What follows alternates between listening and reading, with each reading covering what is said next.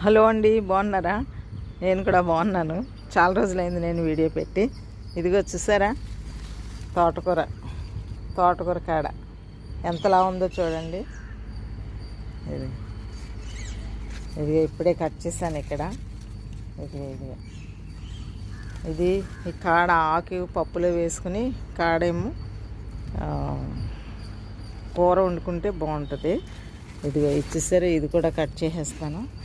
అది కూడా కట్ చేసేస్తే రెండు కలిపి కూరకి బాగుంటుందండి. ఇదిగో అంజూర ఒకటి కట్ చేశాను, కరివేపాకు, ఫ్లవర్స్ రోజుకు 3-4 వస్తున్నాయి, ఒకటే చెట్టు ఉంది. ఇదిగో చూడండి, ఇది తాపి పనిచేసేది. ఇది మనకు కత్తి అక్కర్లేదు దీంతో. ఇదిగో అలా వేస్తే ఒకదాని కట్ అయిపోద్ది. ఇదిగో చూసారా, ఇదిగోనండి ఎంత బాగుందో చూడండి, చాలా బాగుంది కదా.